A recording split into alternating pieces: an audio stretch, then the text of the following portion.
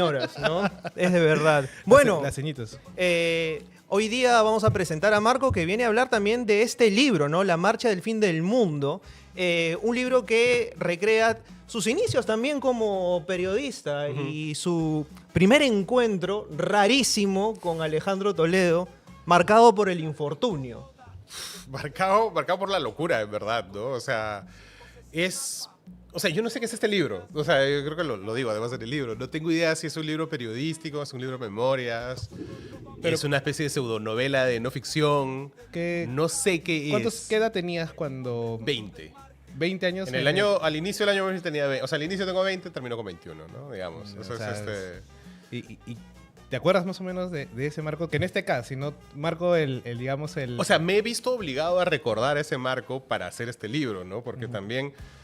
A ver, la idea del libro es esta, ¿no? Cuando yo fui practicante en una situación completamente insólita en la historia del Perú, un cambio de época, ¿no? Al final de la democracia, al final de la dictadura, el inicio de la democracia, ¿no? Un cambio de época y yo estaba adentro y era el chibolo, como tantos practicantes que nadie les da bola, ¿no? Al practicante la gente habla todo delante del practicante porque... Como que no existe. No existe, como que pues. no Es invisible. No, claro, es invisible, ¿no? He estado ahí. Esta película de Perks of Being a Wallflower es eso, ¿no? O sea, la ventaja de ser una florcita en la pared. Entonces, digamos, el libro es eso, ¿no? Es el Marco de 20 años que ve todo y alucina. Y claro, para yo poder regresar a esa época he tenido que reconstruir cómo era yo, ¿no? ¿Y qué es lo primero que hago? De hecho, o sea, en el libro, una de las primeras, o no sé si la primera persona con la que consulto es con mi novia de esa época, ¿no? Que le escribo y le digo, oye, a ver, ¿cómo era yo? Claro, ¿no? ¿Qué tal el ajuste de cuentas? ¿Cómo era yo? A ver, cuéntame. Eso es venganza, dicen. No, pero obviamente, ¿cuánto tiempo ha pasado? Ya como más de 20 años. 25 años. 25 Un años. cuarto de siglo, mano, qué y feo. hacer este ejercicio de memoria. Porque, a ver, yo creo que el punto es que estás inmerso en el momento, pero no lo dimensionas. ¿Me entiendes? Entonces, al no dimensionarlo... O sea, yo creo que sí en ese momento, es que era tan loco todo lo que estaba pasando, lo que está en el libro es tan, o sea, hay espías, hay torturas, hay chuponeo en vivo, hay un tipo con una granada, hay armas, hay gente que te está siguiendo en la calle, hay un loco calato, o sea, como... eran cosas muy locas, ¿no? Sin contar la marcha, o sea, todo lo que te estoy contando son los meses antes, ¿no? Hasta ya la marcha es más loco todavía. Entonces sí te das cuenta, o sea, que estás pasando por un momento absolutamente enloquecido, ¿no? Y yo creo que en verdad yo tengo, claro, 25 años de carrera y nunca he estado en una situación, nunca he vuelto a estar en una situación así tanto tiempo, por lo menos. He estado en situaciones locas, pero así, no sé, 3, 4 meses sumergido en el delirio, no. Y te pasan un montón de cosas, ¿no? Además, o sea, a ver, pasas de ser el practicante a estar trabajando palmo a palmo con Gorriti, ¿no? O sea, más que palmo a palmo, digamos, Arriba, Gorriti abajo. era el jefe de nuestros jefes, Claro. ¿no? Claro, pero ahí estaba Gorriti, claro. ¿y cómo lo conoces a él exactamente? Porque dices, o sea, se hablaba de Gorriti, Claro. pero verlo cara a cara era otra cosa. Claro, o sea, de hecho, y bien loco, porque yo creo que los jóvenes de ahora, todo el mundo ya sabe quién es Gorriti, no sé qué. En esa época, hace 25 años, no sé si Gorriti era tan conocido como hoy, pero dentro del mundo periodístico, y sobre todo para un estudiante de periodismo, ya era un mito, pues, ¿no? Porque ya se sabía que lo habían secuestrado, ya se sabía que Montesinos, ya se sabía que se había exiliado, o sea, ya se sabía una serie de cosas, que su libro sobre Sendero, ya se sabía un montón de... Y en calidad de leyenda, porque tenía 8 años fuera del Perú, ¿no? Y entonces él regresa para eso. Entonces a nosotros nos dicen, oye, nuestra profesora en ese momento, que era Cecilia Valenzuela, reúne un grupo de chibolos y les dice, mi amigo Gorriti está regresando al Perú después de 8 años, no conoce a nadie, no confía en nadie, necesita algo así, dice algo así como jóvenes, Los elegidos. inteligentes y comprometidos. Los elegidos. Los elegidos, claro. Suena Digimon, ¿no? Los niños elegidos, básicamente. Unos chibolos. Y entonces recluta a unos chibolos y los pone a trabajar, no para Gorriti directamente, porque Gorriti era el jefe de los jefes, pero sí, para él, ¿no? Y entonces, yo no tengo o sea, honestamente, no tengo en la cabeza, y no está en el libro porque no lo recuerdo, el momento en el que lo conozco no lo recuerdo. Porque cuando nos introducen a este hotel fantasma donde estábamos trabajando, porque estábamos trabajando en un hotel fantasma, que es el hotel de el que luego fue el esposo ya fallecido de Patricia Chirinos, ¿no? Que es el mismo dueño del Hotel Bolívar. Claro. Pero este hoy es un Casandina en Miraflores. Se llamaba el César. El César. Y es un hotel que era un hotel fantasma, eran 15 pisos vacíos, ¿no? O sea, un poco tenebroso todo. Entonces, mi recuerdo es, y está ahí, ¿no? Que es como, nos llevan a las 6 de la tarde, no hay ni electricidad en el hotel, entonces el sol se está poniendo y todo es oscuro. Y están todos los que van a ser nuestros jefes menos Gorriti, que quién sabe dónde estaba, y nos explican, bueno, va a pasar esto, vamos a hacer esto, ¿no? Y después ya no sé en qué momento nos han presentado, ya no tengo idea, pero sí sabíamos que él iba a ser el jefe. La adrenalina de todo el trajín hace que uno, se lo tome como una normalidad de, hola, es Gorriti, ¿no? Y ya está, ¿no? Sí, además han pasado 25 años, claro. ¿no? Que también en el libro hay mucha reflexión sobre eso, ¿no? Sobre la memoria, hasta qué punto puedes reconstruir una memoria fiel de algo tan viejo, ¿no? Y sobre todo una memoria de una situación en la que todos los integrantes estaban tratando de dejar la menor cantidad de rastro posible, porque era un complot. O sea, al inicio era protegerse del chuponeo, de Montesinos, no sé qué, y luego era un complot para tumbarse directamente a Fujimori. Entonces, obviamente todo el mundo no trataba de dejar... Algo me llamó la atención, y lo mencionas acá, es como que ustedes tenían la sospecha, o por lo menos el temor de que la Telefónica pudiese intervenirlos. Claro, sí. Totalmente, claro. La certeza, más que Telefónica nos iba a intervenir. Porque es algo que ya nadie se acuerda, pero Telefónica fue... Y es irónico hoy que Telefónica la han vendido por 2 chapitas marcadas, ¿no? Pero Telefónica fue la privatización más grande, millonaria de la historia del Perú en su momento, ¿no? No sé cuántos millones de dólares por el monopolio de la telefonía, porque esa fue parte del acuerdo, ¿no? No hubo competidores hasta que cayó Fujimori, no hubo competidores de Telefónica, ¿no? O Bell South, en el último año entró Bell South, en fin. Entonces, y de hecho en el libro hay un montón de gente o española o vinculada a España, no sé qué, que está del lado de Fujimori. Porque se suponía, y parte de la paranoia era que efectivamente Telefónica nos iba a chuponear a todos. Claro. Y estaba de parte de ellos. E incluso el internet que usamos en esa época es un internet totalmente ilegal que no pasa por la tubería Telefónica en ese momento, ¿no? Y está la descripción de toda la jugada que se hace. Me lo cuenta una persona que estuvo involucrada en el operativo. Y hoy, 20 y tantos años después, dicen, mira, si eso se hizo, fue ilegal. O sea, no quiere admitirlo, ¿no? Oye, prescribió ya hace rato, pero no quiere decir... Pero era toda una jugada con satélite, no sé qué, para tener un internet que... Eran casi hackers. Que no pasaba... Bueno, hay un intento de hackeo. O sea, es una cosa que a mí me gusta del libro... que lo disfruté cuando lo escribía, era este punto de nostalgia de la tecnología del 2000. Eso. Del año 2000, el internet que sonaba... Que ¿no? El JPG que baja así... Partes, ¿no? Claro. La primera vez que hemos visto una cámara que grababa videos, claro, que era como una locura del futuro, no sé qué, o qué sé yo, una cosa que ya hoy no sirve, ¿no? Pero que escaneaba negativos. O sea, manja. Hoy es como una máquina de escribir eléctrica, ¿no? Que es una tecnología del futuro que ya no sirve, ¿no? Porque ya nadie escanea negativos, ¿no? Entonces, nada, o sea, hay, digamos, ese lado geek lo disfruté también de toda esta cosa de tecnología del año 2000 que teníamos que usar, y entre eso estaba el internet de esa época, que para mí era alucinantemente rápido. O no sé cómo, si hoy me la dieran, de pronto me desespero del lento, pero en esa época era... Y por eso es que empezamos a bajarnos un montón de música así pirata de Napster, ¿no? Porque teníamos toda la banda ancha que nunca habíamos visto en nuestra vida y dije, ya, venga. Pero ellos fueron más allá todavía, o sea, porque construyeron un canal de internet para hacer radio por internet. ¿Radio y ustedes pirata? dijeron, claro, o sea, con ese internet precario Claro. y demás, ellos dijeron, esta vaina de los gringos, o sea, que van a traerlo acá al Perú, o sea, no va a funcionar para nada. Y transmitían en vivo, o sea, se zurraron olímpicamente Bueno, si está ahí, hay que hacerlo, güey. en los derechos de autor, toda la música que bajaban de Napster, ¿no? Toda la Era- música de Napster la transmitíamos en una radio que nos... Claro, los gringos tienen... Es bien loco porque la postura del gobierno norteamericano frente a Fujimori era bien ambigua, ¿no? Tenías el lado de la CIA, que estaba con Montesinos claramente, y él era un agente de la CIA.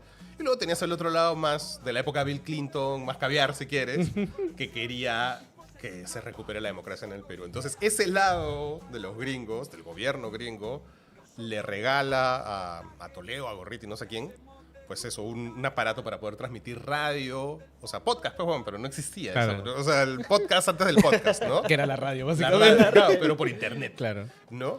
Y entonces teníamos el juguete, no sabíamos qué hacer, y entonces, como tú habías dicho, toda la música pirateada va por ahí, pues, ¿no? Y ¿Era con qué? ¿Con Winamp? lo No, conectábamos con sí. Winamp, pero el programa mismo no me preguntes cuál era. O sea, la música se transmitía por Winamp, pero ya no me preguntes cuál era el programa Y, mismo, y ¿no? cómo reconstruir esta nostalgia, porque yo siempre lo he pensado, por lo mismo que no hay mucha información en YouTube, Ujú. del año 2000, ponle, al 2005-2006, Claro. es un gran lost media. Sí, O sea, salvo que esté, o que alguien baje el cassette del canal y exactamente. lo digitalice y lo suba, es algo que es casi imposible de hallar. O sea, los registros y lo demás Es bien difícil. es bien difícil. ¿Cómo hacer que esta... Y han pasado 25 años, ¿no? O sea, este Perú, esa Lima, esté retratada acá. O sea, y que nosotros tenemos más de 30, podemos como que aún recordar un poco, pero el lector joven de ahora, por ejemplo, lo que tú has Claro. contado de la tecnología, es muy difícil que alguien que nació, ponle, 2005, 2008, Lo alucine. lo alucine y lo Claro. entienda. Va a ser como esos videos de los chibolos reconociendo tecnología antigua que dice, ¿qué es esto? ¿No? Igualito. O sea, yo siento que esto podría ser tranquilamente ese artefacto o máquina del tiempo, vamos a decir. Mira, gracias por la pregunta, porque en realidad, digamos, cuando uno escribe un libro tiene como lectores en su cabeza, ¿no? Y uno de los lectores en mi cabeza eran jóvenes, ¿no? De hecho, el libro está dedicado a mis hermanas. Yo tengo hermanas menores que tienen 21 años, ¿no? Larga historia familiar. Pero tengo hermanas menores que tienen 21 años, entonces... Y ellas son, digamos, una de mis lectoras, digamos, ideales, ¿no? Ideales, claro. Y entonces es un libro escrito para que ellas entiendan cómo era esa época, cómo funcionaba la tecnología de esa época. Ya había internet, pero no realmente, no había, o sea, nadie tenía iPhones, yo no tenía celular, o sea, celular era para alguien que tenía plata. Yo era un misio practicante, no tenía celular, nadie tiene celular. Los que sí tenían celular tenían todo un drama porque les pensaban que los chuponeaban, entonces sacaban la batería. Ahora, ¿no? Todavía en los iPhones ya no se puede sacar la batería, pero se sacaban la batería de los celulares porque se asumía que si el celular, por más apagado que esté, si tenía batería, igual podía servir como chuponeo, que es algo que sí es cierto. Sí, o sea, en Snowden, todas estas revelaciones que hubo después, efectivamente demostraron que no era paranoia, era real, ¿no? Entonces sí, como que he tratado de reconstruir la época, y por eso es que el libro es tan personal, porque trato de poner al lector desde mi punto de vista de alguien que tiene 20 años en el año 2000 y que empieza a ingresar a un mundo de adultos, si quieres, ¿no? Y en ese mundo de adultos, pues hay una serie de cosas, entre ellas celulares, tecnología, internet más rápido y Tu qué sé yo, tu ¿no? lado geek, ahí un poco el lado nerd también. Sí, claro, además porque de hecho Es más- el que instala Napster en este centro de prensa soy yo, ¿no? Entonces digo, oye, hay Napster, bajémoslo. Y el que dice que hay que usar este buscador nuevo que está pajísima, que se llama Google, soy yo, porque yo usaba Google. Pero Google en esa época todo el mundo usaba Altavista, Yahoo todavía, ¿no? Altavista. Claro. Pues, a su Ya, madre. ya se ve, ya se Ha fue. desbloqueado un recuerdo. Ya se fueron, ¿ves? Altavista. Es que era porque, a ver, y si nos vamos al año 2000, más o menos está, siempre lo juego mucho con las estéticas y la estética Y2K, ¿no? Claro. Con y es más, cuando tú dices, la marcha del fin del mundo, me hizo acordar mucho cuando a fines del año 99... Por eso se llama la marcha del fin del mundo, Decían ¿no? como Claro. que no, va a haber el fin del mundo, pero como la computadora no podía calibrar el año 2000, ¿no? Después le hicieron algo y El bueno, ya Y2K. pudo, ¿no? Pero de ahí pasar al Y2K... Ese es muy buen ojo porque efectivamente, obviamente se llama la marcha al fin del mundo, un homenaje a Vargas Llosa, obviamente, pero digamos, la razón es justamente eso, por el Y2K, y el Y2K el año 2000 iba a ser el fin del mundo, Y de hecho, además, Toledo construye su mito A partir del Pachacuti. sobre que él es Pachacuti, o incluso Incarri, ¿no?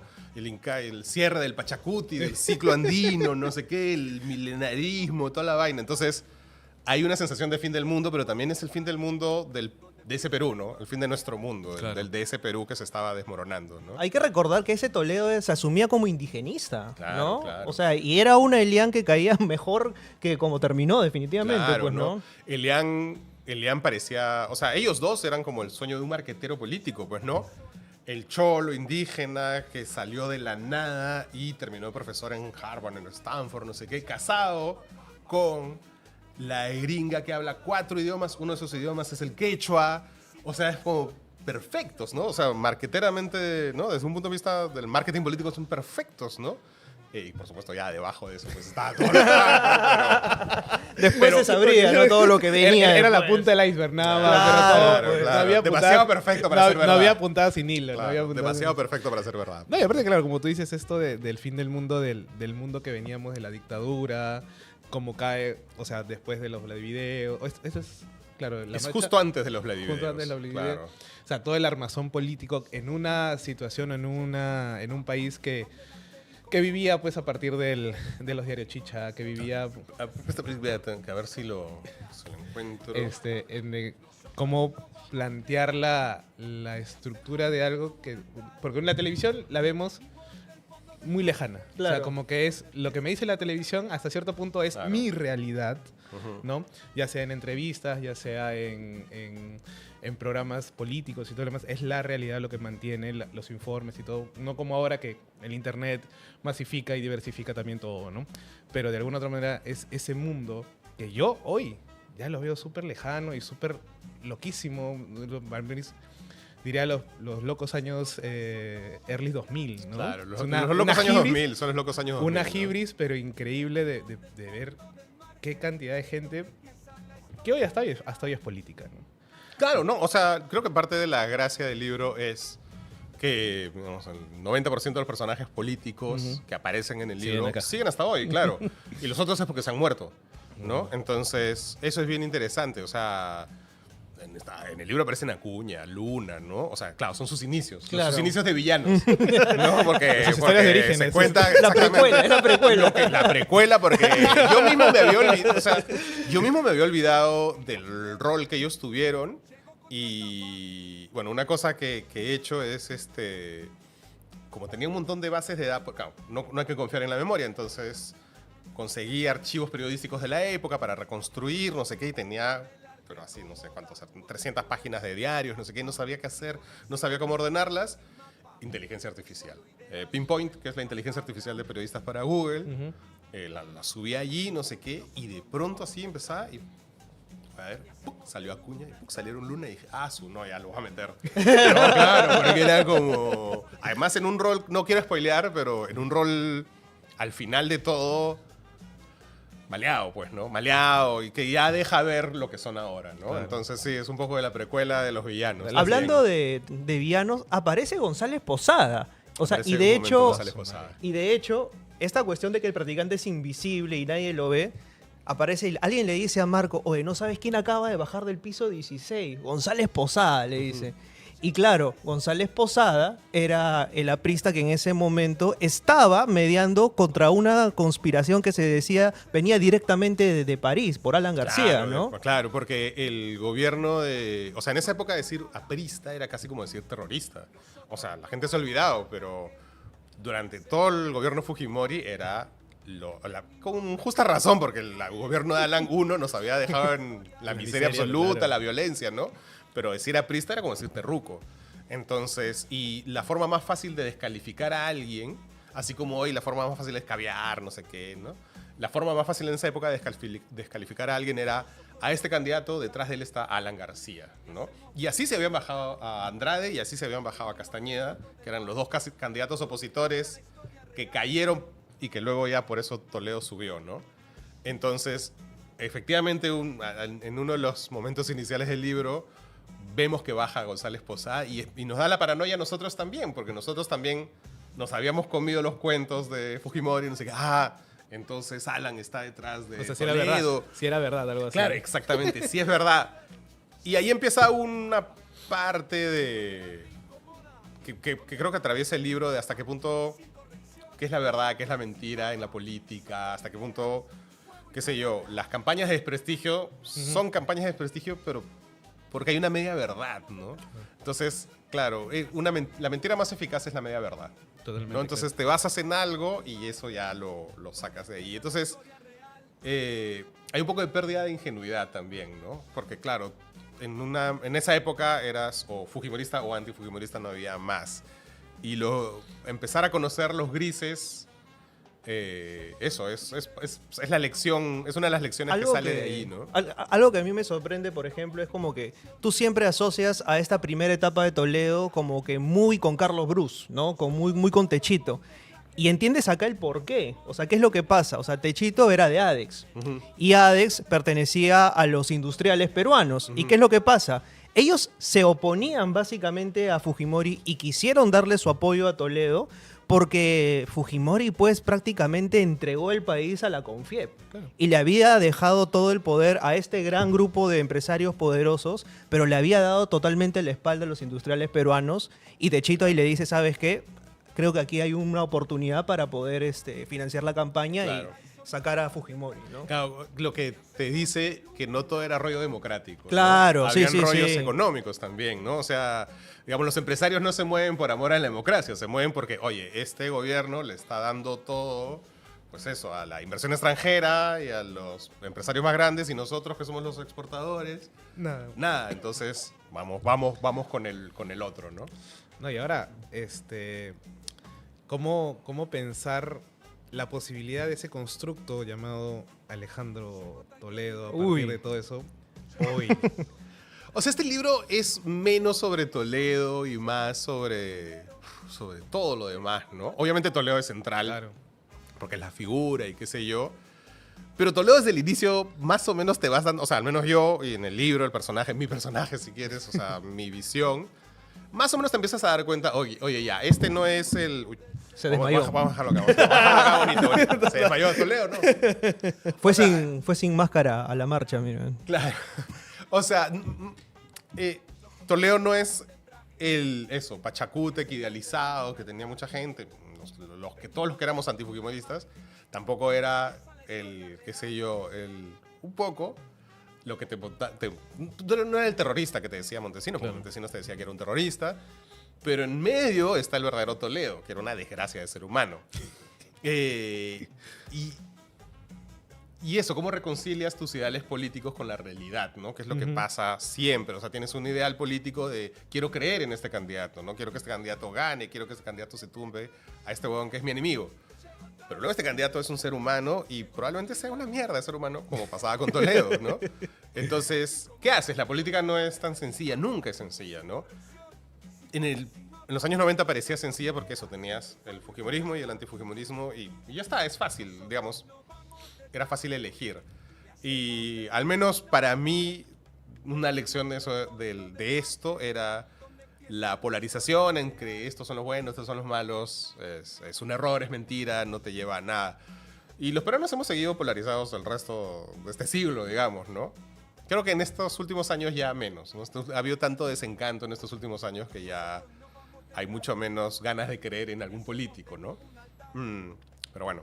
Pero igual la marcha, o sea, la marcha de los cuatro suyos, en donde, por ejemplo, tenemos este atentado contra el Banco de la Nación, ¿no? O sea... Eso sí es maldad, por ejemplo. Claro, o sea, esa construcción terrorista, básicamente, de querer mancharla. Porque, claro, también te la vendieron con un discurso de, ok, esta es la marcha de levantarse todo el Perú, de vamos a sacarlo, vamos a reconstruir la democracia, tener un proceso, digamos, no sé si conciliador, pero sí al menos de intentar. Están los lavados de la bandera en la Plaza San Martín, ¿no? Que después, bueno, de ahí salen en Qué Buena Raza también, ¿no?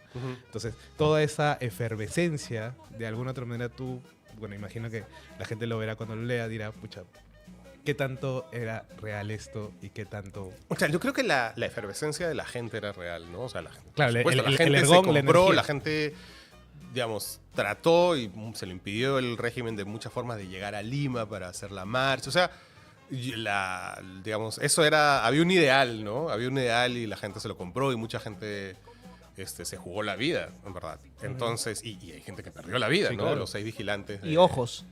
O sea, bueno, un ojo. sí, ¿no? sí, Uno que sí. perdió un ojo, otro que casi, bueno, no sé cuántos fracturados, en fin. O sea, hubo algo genuino, ¿no? Claro. Y yo imagino que eso pasa en todas las gestas, ¿no? O sea, el líder, o sea, el que el líder sea una desgracia o haya sido una desgracia, pues no quita que la gente sí se haya apoderado de eso, ¿no? Entonces, es esa la complejidad que creo que trato de transmitir de, oye, eso, la vida es así, la política es así, la historia es así, porque esto es histórico, o sea, esto es un antes y un después. Entonces, no es nada tan sencillo y la única forma de contarlo es escribiendo 200 tantas páginas porque no es tan fácil, ¿no? O sea, porque mucha gente, he leído en las redes, ahí está el libro para limpiar a Toledo, este libro de ninguna manera limpia a Toledo. Pero tampoco te va a decir que la marcha fue un engaño. No fue un engaño, o sea, fue la gente genuinamente, y mismo Toledo seguramente, genuinamente querían lograr algo. Y mucha gente se unió para lograr algo. ¿Por qué razones? Esa es otra cosa, Claro. ¿no? Hay razones democráticas, hay razones económicas, hay razones de odio, hay gente que odiaba Eso directamente. quería puntualizar, ¿no? O sea, porque, a ver, la Marcha de los Cuatro Suyos se produce un 28 de julio del año 2000, además es un tema casi cósmico, diría uno, ¿no? Que es simbólico. Hay lavados de bandera, hay gente que da voces en torno a la democracia. El Perú vive una primavera democrática en la que todos parecían estar remando hacia el mismo lado, pero aquí pasa algo que justamente lo hablaba con José Ragas el otro día, el historiador, ¿no?